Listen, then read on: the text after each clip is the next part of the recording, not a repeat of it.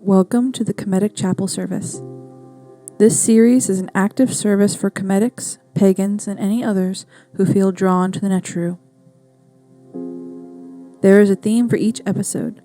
These themes will include gods, an aspect of kemeticism, or inspiration from ancient Egypt. You are invited to light a candle, incense, and give offerings when those actions come up in service. However, this is completely optional and only suggested to add your own personal experience to the service at home.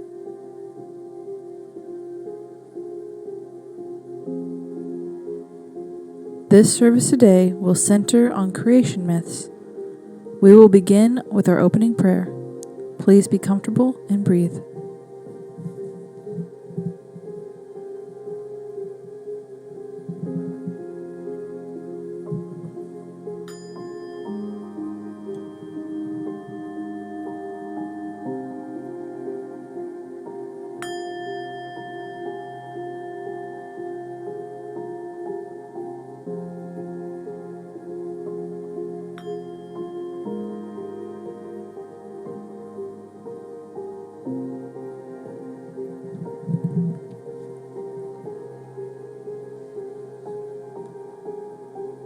O rise, Kepra, O rise, Ra Harakti, great ones in the sky. Sekhmet rages for you, Bast reveres you, Wadjet protects you, Nekbet cares for you, and Jehudi toils for you every day. The lions are at your sides, the valley before you.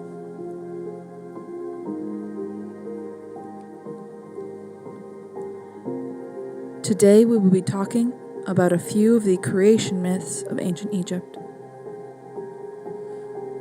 There are a handful of creation myths from various parts of ancient Egypt. Many of the gods we know today have a prominent role within these myths. In the Memphis theology, it is Ptah that utters the words of creation. Many gods play a role in this myth as pieces of Ptah, such as being his tongue or heart. From the darkness, Ptah speaks the world into creation. There is also the myth featuring Atum. In this myth, Atum releases liquid from his body, which becomes Shu and Tefnut. The type of liquid varies, but the result is the same. Shu and Tefnut are the twin lions who go on to bear Geb and Nut. From Nut and Geb then came Wasir, Heruer, Set, Aset, and Neptet. In yet another myth of the Ogdod of Hermopolis comes another beginning. In the beginning there was nothingness. The 8 primal gods of creation existed within the noon. They came together and gave themselves to create the lotus blossom upon the waters of the noon. The lotus blossom opened and the child sun god appeared. It was this child that would become Ra and go forth to make the world. In some cases, it is an egg they create, not a flower. In other variants, a great bird goes to the mound of creation and lays the egg. And yet another variant is Khnum who creates the egg. While all of these myths are different, none of them clash. The myths explaining the creation of the world could be as diverse as the regions they originate from. However, they are simply retelling the birth of the seen world with individual imagery. There is no one true way when it comes to the gods. There is no need to believe in literal mythology. The myths of the gods are used to paint a picture of their world and their influence. We will now light incense and give offerings.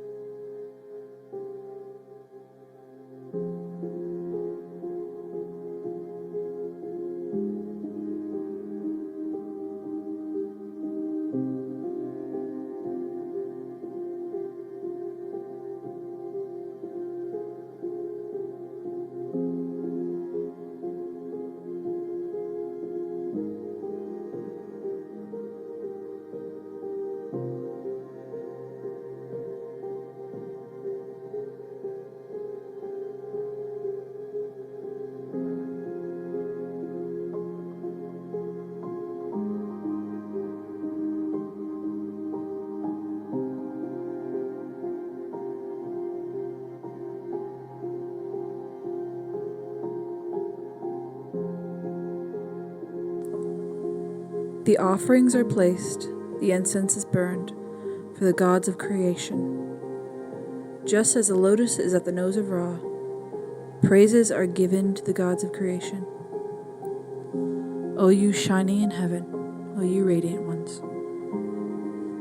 you who sacrificed and you who bore all that exists.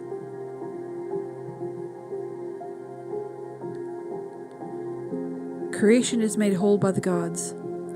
Their world, their love, is the fabric of life. There is no place I roam that the gods have not fashioned, even within my own heart.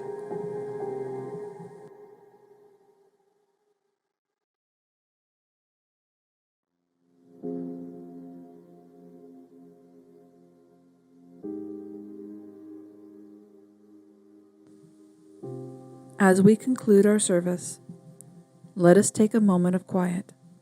I invite you to close your eyes and begin some deep breathing.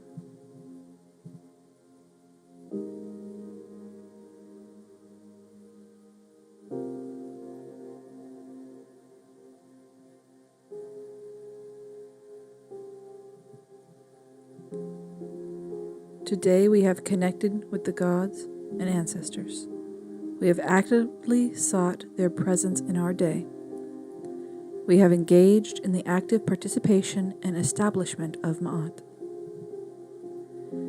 Our breath is restored to us by the Netjeru. May we use it well.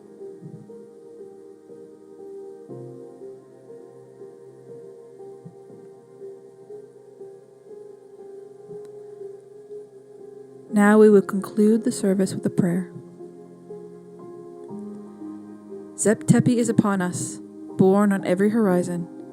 May we be blessed, conceived by Sekhmet, born of Shizemtet, shaped by Khnum upon his wheel. The Netjeru hear our prayers, nourished by Ma'at.